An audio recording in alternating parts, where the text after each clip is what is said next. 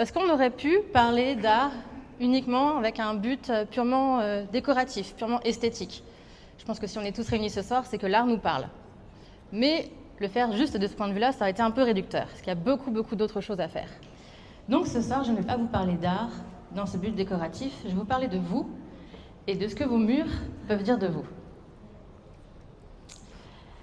Je m'appelle Laura Eslop et je suis décoratrice d'intérieur holistique.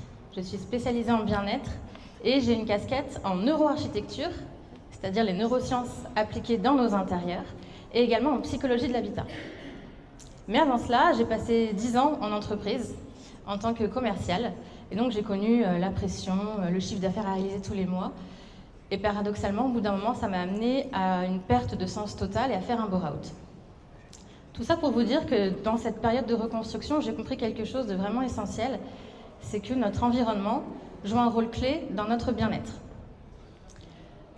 Et cette intuition, elle s'est confirmée pendant le Covid.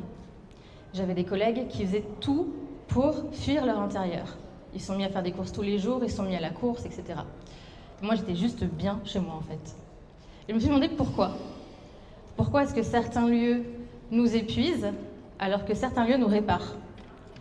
Pourquoi est-ce que certaines personnes, quand elles rentrent chez elles, elles se sentent enfin elles-mêmes, alors que d'autres, elles vont se sentir encore plus seules?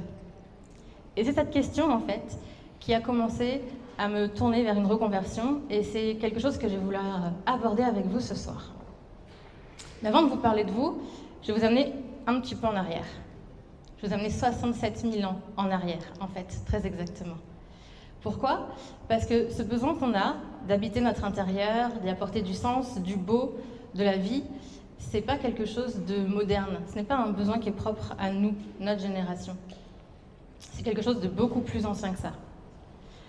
67 000 ans, c'est l'âge de la première peinture rupestre qu'on a retrouvée à ce jour-là.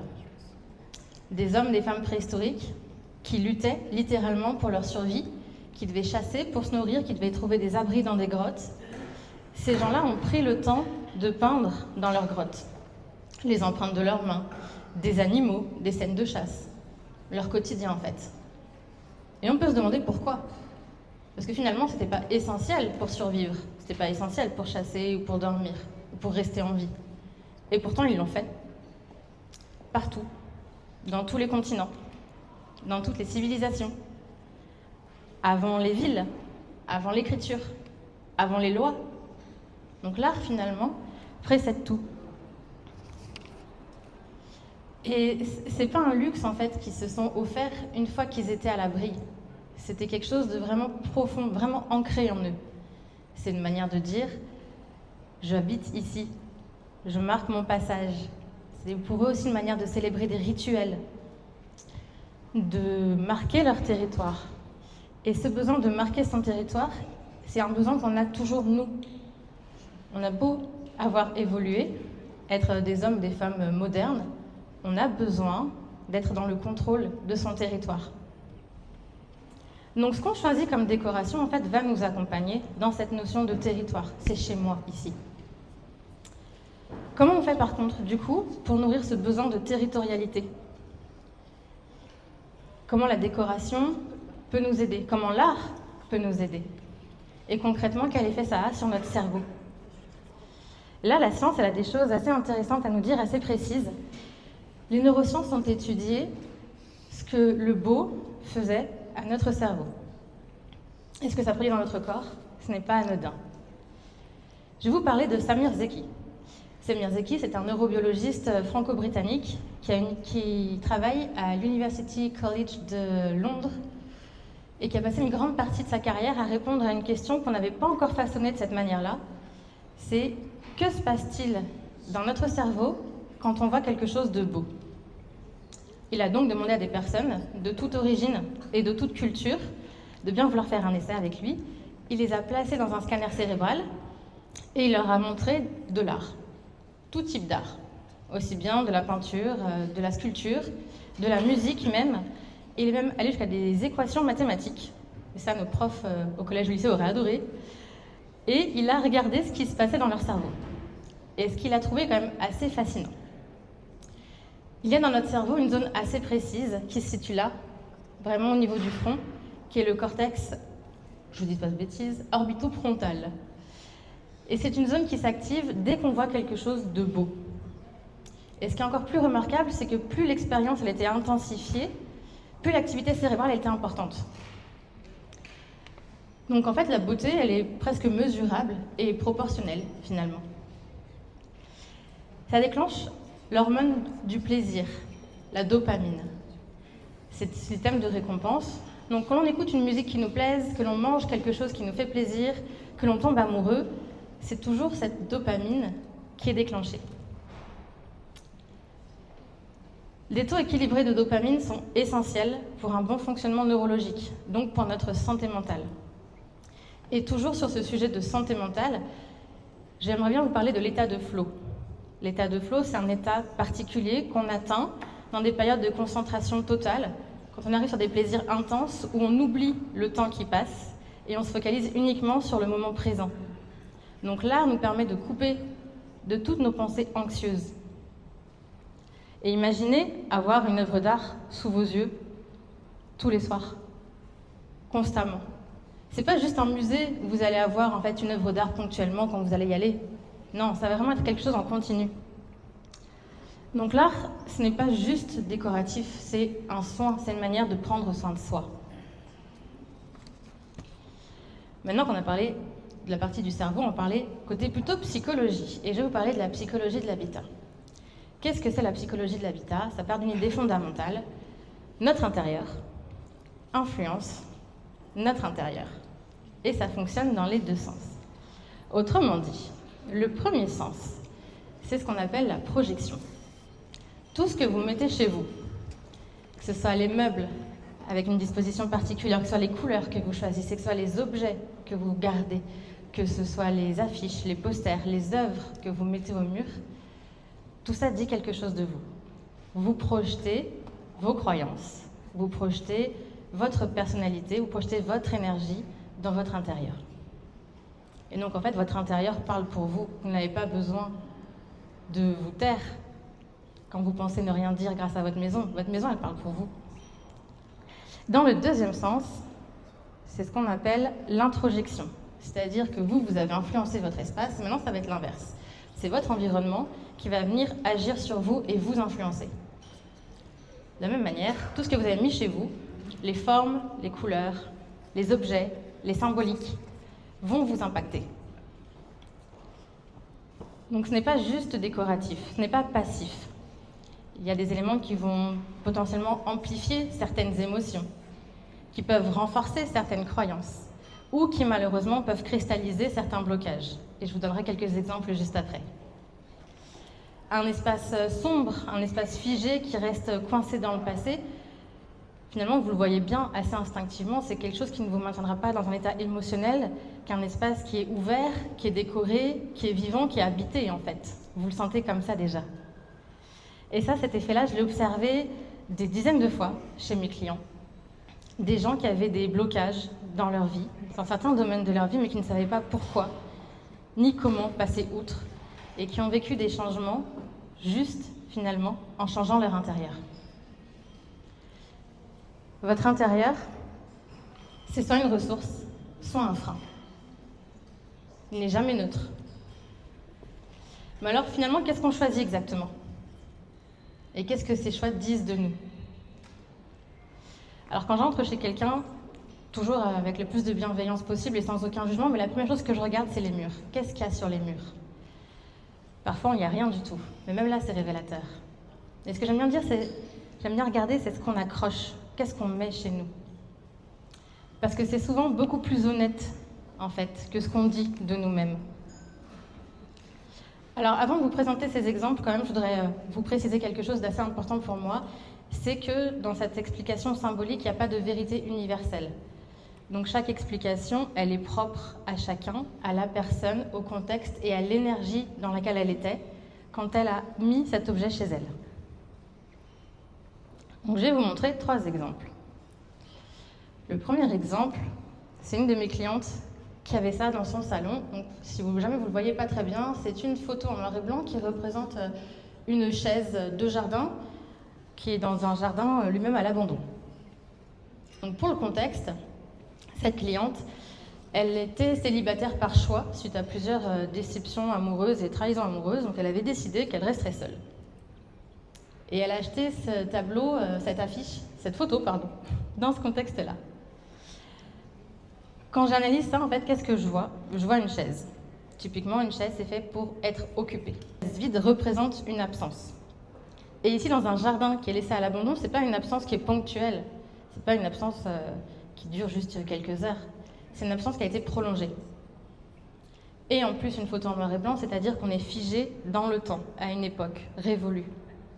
Et donc, inconsciemment, sans le vouloir, elle a choisi cette photo qui représente sa solitude et qui va même plus loin parce qu'elle accentue cette sensation d'abandon qu'elle avait. Sur le deuxième exemple, c'est une affiche en line art qui représente une femme donc, de 3/4. Et elle était dans le salon d'un couple de jeunes trentenaires et elle était affichée assez haut. Donc pas à hauteur des yeux, mais assez haut au niveau du plafond. Donc ça veut dire que symboliquement, c'est quelque chose de très important pour eux. Et pour elle, en fait, puisque c'est elle qui avait affiché volontairement cette image ici. Alors, une fois de plus, il y a toujours plusieurs explications à avoir. Donc je ne peux pas deviner les choses. Donc peut-être que vous avez des affiches peut-être similaires chez vous, mais ça ne veut pas forcément dire que c'est propre à vous. Mais en tout cas, pour cette personne, une fois que j'ai pu vraiment la questionner, comprendre pourquoi elle avait une telle affiche chez elle, ce qui est ressorti, c'est qu'en fait, ça symbolisait tout son féminisme, mais un peu militant. Son féminisme un peu trop, finalement. Ce trop dans le sens où c'est une personne qui vivait très très mal les injustices et qui se mettait facilement en colère, en fait, face à tous les faits de société qu'on peut entendre. Et donc, en fait, la voir sous les yeux constamment, ça ravivait pour elle ce sentiment de colère face à toutes les injustices dont elle entendait parler. Et donc, je lui ai demandé, en fait, de l'enlever pour voir si ça changeait quelque chose chez elle. Et au bout de 2-3 semaines, elle s'est sentie déjà plus apaisée. Donc, ça n'a l'air de rien comme ça. C'est une affiche. Mais elle, ça la mettait en colère. Et le troisième exemple dont je voudrais vous parler, je change de support pour vous montrer qu'on parle d'art, mais vraiment sous tout type de forme. Là, on est sur des bougies qui représentent donc des corps féminins, et donc on reconnaît facilement la Vénus de Milo. Alors, déjà, la Vénus de Milo, en soi, c'est particulier parce qu'on parle d'un corps, d'une œuvre qui a été abîmée, dans le sens où c'est une statue où on n'a pas retrouvé les bras, et elle est finalement, elle est devenue le symbole de la beauté. Et là, c'est encore plus particulier parce qu'elle n'a pas sa tête. Donc, il manque 2 parties de son corps. On parle vraiment d'un corps fractionné. Et une absence de tête, c'est une absence de cerveau, c'est une absence de réflexion, c'est une absence de pensée, mais c'est une absence de visage aussi. Et donc, on parle d'identité de la personne. Et c'est accentué parce qu'en fait, on a une bougie assez similaire à côté, qui là aussi n'a ni bras ni tête. Donc, pour la partie plus contemporaine, en fait, ce qu'on voit ici, c'est qu'on a en plus une décoration qui a été apportée avec des fleurs séchées dessus. Donc c'est vraiment comme si on avait cherché à décorer un corps qui était de base incomplet. Comme si on avait voulu embellir quelque chose malgré ses manques. Donc en fait, ces 2 bougies, moi, elles me parlent vraiment du rapport au corps de la personne, de son identité, qui elle est au fond d'elle-même, de sa confiance en elle, et puis aussi, par association d'idées, un peu comme pour la bougie rouge, est-ce qu'elle ne cherche pas à se cacher de quelque chose ou à mettre un masque avec une décoration supplémentaire, que ce soit du maquillage ou des vêtements, ou en tout cas se donner un genre. Donc ça peut aller parfois assez loin sur la question. Donc derrière chaque choix, il y a toujours quelque chose de plus profond. Que ce soit une valeur, un besoin, une énergie. Mais ce qu'il faut surtout s'attarder, c'est sur le moment présent, quand la personne a acquis cet objet, cette œuvre d'art, dans quelle énergie elle était, quelle émotion elle ressentait. On n'achète pas une décoration par hasard. On l'achète dans un état d'esprit particulier, dans une période donnée de sa vie. Ce qui veut dire que certains éléments que vous avez chez vous peuvent vous représenter, mais vous de votre passé, vous d'il y a 10 ans, et pas vous de maintenant. La question à se poser, c'est qu'est-ce qui vous freine et qu'est-ce qui vous élève?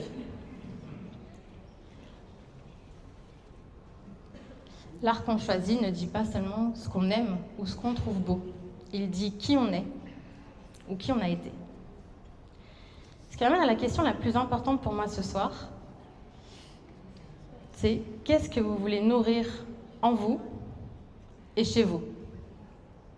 Je vais vous poser 3 questions. Je ne vous demande pas d'y répondre à voix haute, sinon on ne va pas s'entendre, et puis ça peut aussi être assez personnel. Mais je vous demande de réfléchir un petit peu. Quand vous rentrez chez vous, comment vous vous sentez? Est-ce que vous vous sentez accueilli? Est-ce que vous vous sentez enfin chez soi, après une journée à l'extérieur? Ou est-ce que vous sentez qu'il y a quelque chose qui résiste, quelque chose qui coince? La deuxième question, c'est si quelqu'un qui ne vous connaît pas rentrait chez vous, un facteur, un voisin, peu importe, qu'est-ce qu'il comprendrait de vous? Est-ce qu'il verrait la décoration de vous maintenant ou de vous il y a 10 ans? Et la troisième question, pour moi, c'est la plus importante ce soir, c'est là, tout de suite, maintenant, dans quel état d'esprit est-ce que vous êtes? Alors, s'il y a quelque chose qui coince un peu, s'il y a de la fatigue, de la tension, une journée un peu plus compliquée que d'autres, je vais vous demander de prendre un instant, de fermer les yeux, vraiment de vous recentrer sur vous-même, de savoir qu'est-ce que vous voulez nourrir en vous. Parce que c'est cet état d'esprit-là qui va guider vos choix ce soir. Bien sûr, il n'y a pas de bonne réponse à ces questions, mais elles vont vous permettre d'avoir une direction, une orientation vers un choix décoratif, vers une œuvre d'art qui sera choisie pour vous, par vous et pour vous soutenir. Choisir une décoration, donc, ça a quelque chose d'assez particulier quand ça prend la forme d'une œuvre d'art, parce qu'une œuvre d'art, ce n'est pas un objet comme un autre. Une œuvre d'art va aussi porter l'identité de l'artiste. Ça dit non seulement voilà ce en quoi moi je crois, mais aussi voilà ce en quoi l'artiste croit. Voilà ce qui compte pour lui, sa sensibilité, sa manière de voir les choses. Et donc, une fois de plus, on ne choisit pas en fait une œuvre d'art par hasard. On la choisit parce qu'elle rentre en résonance avec qui on est et ce qu'on est. Et amener une œuvre chez soi, c'est faire cohabiter 2 mondes, à la fois le monde de l'artiste et le vôtre. Et ce soir, ce choix, il va aller encore plus loin. Parce que tout ce dont on vient de parler ce soir-là, marquer son territoire, sentir bien chez soi, avoir un intérieur qui nous ressemble, un espace qui nous élève, tout ça, ça repose sur quelque chose d'encore plus fondamental. Pour être bien chez soi, il faut avoir un chez soi. Il faut avoir une place à soi. Et ça, ce n'est pas donné à tout le monde. Et Acoelea est justement là ce soir pour accompagner les personnes vulnérables à trouver leur place dans la société, dans leur territoire, dans leur vie. Trouver sa place, c'est finalement exactement ce dont on vient de parler ce soir. Sous une autre forme, un autre contexte, mais c'est le même besoin fondamental, qui on est. Alors ce soir, chaque œuvre que vous allez acquérir, c'est en fait un triple soutien de solidarité pour l'artiste et sa vision du monde, pour vous et vous nourrir votre intérieur, apporter du beau chez vous, mais également pour les personnes qui vont être accompagnées par Acoelea, c'est un pas de plus vers leur chez eux pour qu'ils puissent trouver leur place.